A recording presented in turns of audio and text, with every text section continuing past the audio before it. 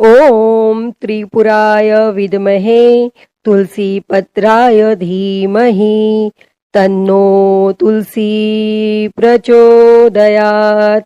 हे मेरे प्रिय भक्तों, तुलसी माता के इस गायत्री मंत्र का जाप करने से मन शांत होता है तथा मन में सेवा भाव का संचार होता है और इस मंत्र का ध्यान करने से गृह कलेश आदि बाधाओं से मुक्ति मिलती है। प्रिय भक्तजनों, आइए सुनते हैं अजा एकादशी द्वादशी पारण के दिन तुलसी माता की कथा। जो कोई भी भक्त सच्ची श्रद्धा के साथ एकादशी का व्रत करते हैं और भगवान विष्णु का पूजन करते हैं, माता लक्ष्मी का पूजन करते हैं, माता तुलसी का पूजन करते हैं, शालिग्राम भगवान का पूजन करते हैं तो उनके सभी प्रकार के पापों का नाश होता है। भगवान विष्णु को जो कि तुलसी अति प्रिय है और इसीलिए जो भी भक्त प्रत्येक दिन तुलसी माता का पूजन करते हैं, तुलसी स्तोत्र आदि का पाठ करते हैं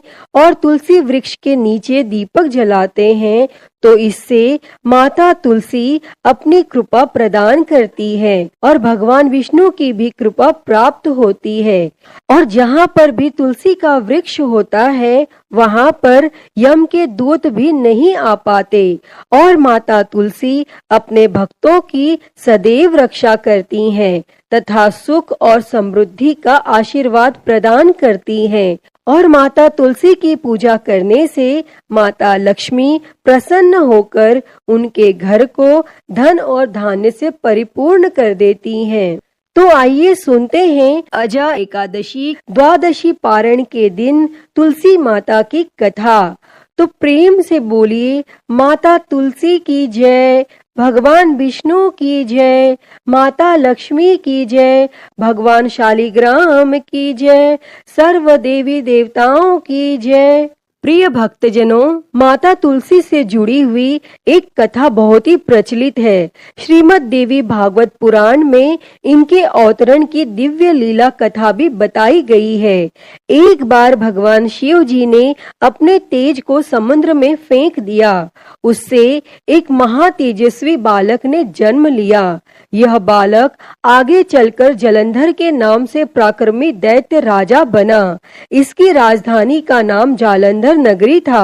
दैत्य राज काल नेमी की कन्या वृंदा का विवाह जालंधर से हुआ। जालंधर महाराक्षस था। अपनी सत्ता के मद में चूर उसने माता लक्ष्मी को पाने की कामना से युद्ध किया, परंतु समुद्र से ही उत्पन्न होने के कारण माता लक्ष्मी ने उसे अपने भाई के रूप में स्वीकार किया और वहां से पराजित होकर वह देवी पार्वती को पाने की लालसा से कैलाश पर्वत पर गया और वह जालंधर भगवान देवाधिदेव शिव जी का रूप धरकर माता पार्वती के समीप गया, परंतु मां ने अपने योग बल से उसे तुरंत पहचान लिया तथा वहां से अंतर ध्यान हो गईं। तब देवी पार्वती ने क्रुद्ध होकर सारा वृत्तांत भगवान विष्णु को सुनाया और जालंधर की पत्नी वृंदा अत्यंत पतिव्रता स्त्री थी। उसी के पतिव्रत धर्म की शक्ति से जालंधर न तो मारा जाता था और न ही पराजित होता था। इसीलिए जालंधर का नाश करने के लिए वृंदा के पतिव्रत धर्म को भंग करना बहुत जरूरी था। इसी कारण भगवान विष्णु ऋषि का वेश धारण कर वन में जा पहुँचे और जहाँ वृंदा अकेली भ्रमण कर रही थी और भगवान के साथ दो मायावी राक्षस भी थे, जिन्हें देखकर वृंदा भयभीत हो गई और भगवान विष्णु जो कि ऋषि के वेश में थे, उन्होंने वृंदा के सामने पल में दोनों को भस्म कर दिया और उनकी शक्ति देखकर वृंदा ने कैलाश पर्वत पर महादेव के साथ युद्ध कर रहे अपने पति जालंधर के बारे में पूछा। तब ऋषि ने अपने माया जाल से 2 वानर प्रकट किए।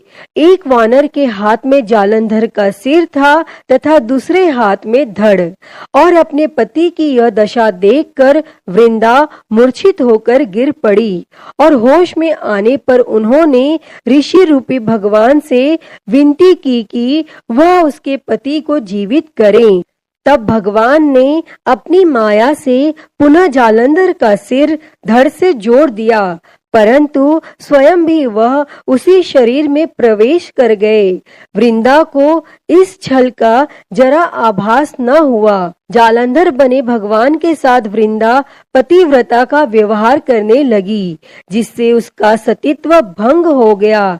और ऐसा होते ही वृंदा का पति जालंधर युद्ध में हार गया। और इस सारी लीला का जब वृंदा को पता चला तो उसने क्रुद्ध होकर भगवान विष्णु को शीला होने का श्राप दे दिया तथा स्वयं सती हो गई। जहाँ वृंदा भस्म हुई वहाँ तुलसी का पौधा उगा। और भगवान विष्णु ने वृंदा से कहा, हे वृंदा, तुम अपने सतीत्व के कारण मुझे लक्ष्मी से भी अधिक प्रिय हो गई हो। अब तुम तुलसी के रूप में सदा मेरे साथ रहोगी। और जो कोई भी मनुष्य मेरे शालिग्राम रूप के साथ तुलसी का विवाह करेगा, उसे इस लोक और परलोक में विपुल यश प्राप्त होगा। प्रिय भक्तों, जिस घर में तुलसी होती है वहाँ यम के दूत भी असमय नहीं जा सकते। गंगा व नर्मदा के जल में स्नान तथा तुलसी का पूजन बराबर माना जाता है। चाहे मनुष्य कितना भी पापी क्यों न हो, मृत्यु के समय उसके प्राण मंजरी रहित तुलसी और गंगा जल मुख में रखकर निकल जाते हैं। वह पापों से मुक्त होकर बैकुंठ धाम को प्राप्त होता है। जो मनुष्य तुलसी व आंवलों की छाया में अपने पितरों का श्राद्ध करते हैं, उसके पितर मोक्ष को प्राप्त होते हैं। भक्तों, उसी दैत्य जालंधर की यह भूमि जलंधर नाम से विख्यात है और सती वृंदा का मंदिर मोहल्ला कोट किशनचंद में स्थित है। कहते हैं इस स्थान पर एक प्राचीन गुफा थी जो सीधी हरिद्वार तक जाती थी। सच्चे मन से 40 दिन तक सती वृंदा देवी के मंदिर में पूजा करने से सभी मनोरथ पूर्ण होते हैं। तो आइए अब सुनते हैं तुलसी माता से जुड़ी हुई एक और कहानी। एक बुढ़िया माई थी। वह तुलसी माता को रोज सींचती और कहती कि हे तुलसी माता, सबकी दाता, मैं तेरा बिड़ला सींचती हूँ, मुझे बहू दे, पीताम्बर की धोती दे, मीठा मीठा घास दे, बैकुंठ में वास दे, चटक की चाल दे, पटक की मौत दे, चंदन का काठ दे, रानी सा राज दे, दाल भात का भोजन दे, 11 की मौत दे, कृष्ण जी का कंधा दे। और वह बुढ़िया माई रोज तुलसी माता को सींचती और यही कहती। तब तुलसी माता यह सुन सुनकर सूखने लगी।